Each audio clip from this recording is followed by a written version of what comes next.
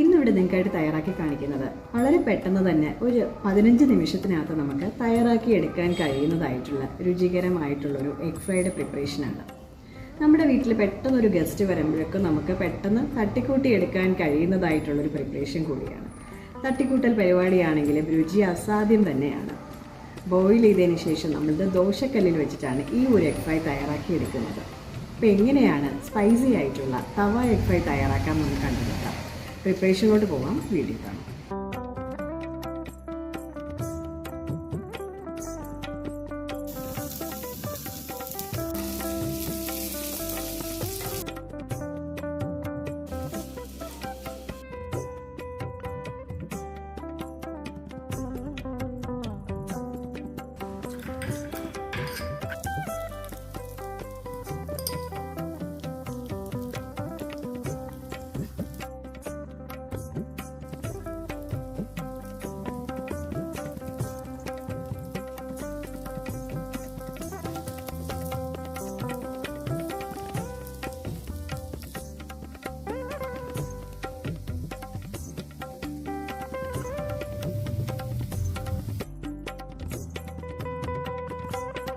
അപ്പം നമ്മുടെ ഈ ഒരു മുട്ട റോസ്റ്റ് തയ്യാറാക്കുന്നതിന് ഞാൻ 3 മുട്ട ബോയിൽ ചെയ്ത് അതിങ്ങനെ കട്ട് ചെയ്ത് മാറ്റി വെച്ചിരിക്കുകയാണ്.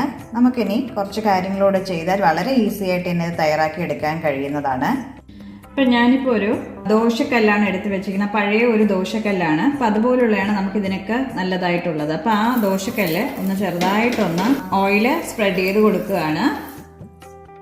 അപ്പം അതിനുശേഷം 2 ടേബിൾ സ്പൂൺ ചെറിയ ഉള്ളി നമ്മളൊന്ന് കട്ട് ചെയ്തത് ചേർത്ത് കൊടുത്തിരിക്കുകയാണ്.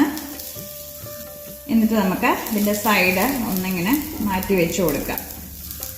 ഇതിലേക്ക് ഞാൻ 1 ടേബിൾ സ്പൂൺ കോക്കനട്ട് ഓയിൽ ഒഴിച്ചിരിക്കുകയാണ്.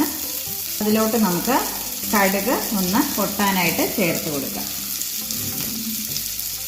കടുക് പൊട്ടിയതിന് ശേഷം നമ്മൾ ഉള്ളി ചെറുതായിട്ടൊന്ന് ഇപ്പോൾ ഫ്രൈ ആയി കാണാം. അത് നമുക്കൊന്ന് ഇളക്കി കൊടുക്കാം. ഉള്ളി നല്ലപോലെ ഒന്ന് ഗോൾഡൻ കളർ ആവണം.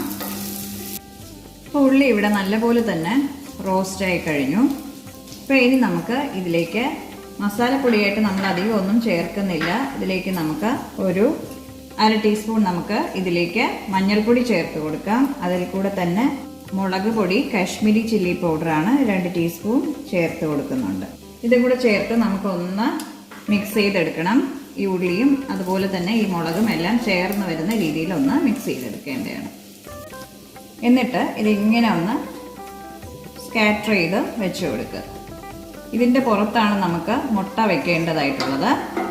ഇതിലോട്ട് നമ്മൾ കട്ട് ചെയ്ത് വെച്ചിരിക്കുന്ന ആ മുട്ട ഓരോന്നായിട്ട് നമുക്ക് മറിച്ച് വെച്ച് കൊടുക്കാം. ഒന്ന് ചെറുതായിട്ടൊന്ന് ഫ്രൈ ആയിട്ട് വരുമ്പോൾ നമ്മളിത് പതുക്കെ ഒന്ന് തിരിച്ചിട്ട് കൊടുക്കേണ്ടതാണ്. ഇത്ര നേരം ഇങ്ങനെ തന്നെ ഇരുന്നോട്ടെ.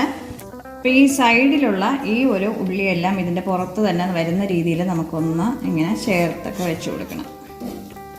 ഇനി നമ്മൾ ഒരു ബൗളിലോട്ട് കുറച്ച് ഓയിൽ ചേർത്ത് കൊടുക്കുക. സൺഫ്ലവർ ഓയിലോ കോക്കനട്ട് ഓയിലോ ഏത് ഓയിൽ വേണമെങ്കിലും നമുക്ക് എടുക്കാവുന്നതാണ്. അതിലേക്ക് നമുക്ക് 1 ടീസ്പൂൺ മുളക് പൊടി ചേർത്ത് കൊടുക്കാം. ഒരു 1/4 ടീസ്പൂൺ മഞ്ഞൾപ്പൊടി കൂടെ ചേർത്ത് കൊടുക്കാം. ആവശ്യത്തിനുള്ള ഉപ്പ് കൂടെ ഒന്ന് ചേർത്ത് കൊടുക്കാം. അപ്പോൾ ഇത് നമുക്കൊന്ന് മിക്സ് ചെയ്തെടുക്കണം. ഇതിങ്ങനൊരു പേസ്റ്റ് നമ്മൾ ഉണ്ടാക്കിയെടുത്തു. ഇതിലേക്ക് നമുക്ക് ഒരു 1/2 ടീസ്പൂൺ കുരുമുളക് പൊടി കൂടെ ഒന്ന് ചേർത്ത് കൊടുക്കാം. മിക്സ് ചെയ്ത് കൊടുക്കുക.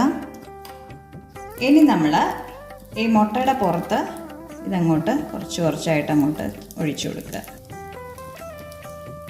ഒരു തണ്ട് കറിവേപ്പില കൂടെ നമുക്ക് ഈ ഒരു സമയം ഒന്ന് പിച്ചിട്ട് കൊടുക്കാം. ഇനി നമുക്ക് പതുക്കെ ഈ മുട്ട ഒന്ന് തിരിച്ചിട്ട് കൊടുക്കാം.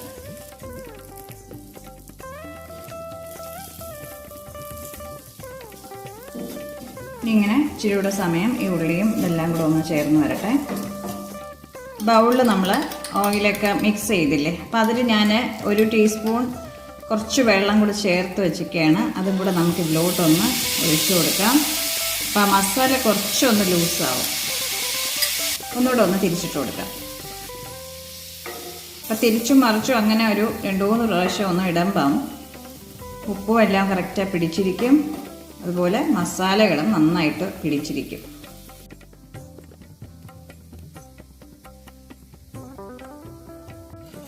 ഒന്നുകൂടി തിരിച്ചിടുകയാണ്. അപ്പം നമ്മുടെ എഗ് റോസ്റ്റ് ഇവിടെ ഏകദേശം റെഡി ആയി കഴിഞ്ഞു. നമുക്കിനി ഇതിലേക്ക് കുറച്ച് കറിവേപ്പില കൂടെ ഒന്ന് ചെറുതായിട്ടൊന്ന് കട്ട് ചെയ്ത് ഒന്ന് ചേർത്ത് കൊടുക്കുക. കറിവേപ്പിലയൊക്കെ ചേർക്കുമ്പോൾ അതിന് കുറച്ചുകൂടെയൊക്കെ ഒരു മണമൊക്കെ കിട്ടുന്നതാണ്.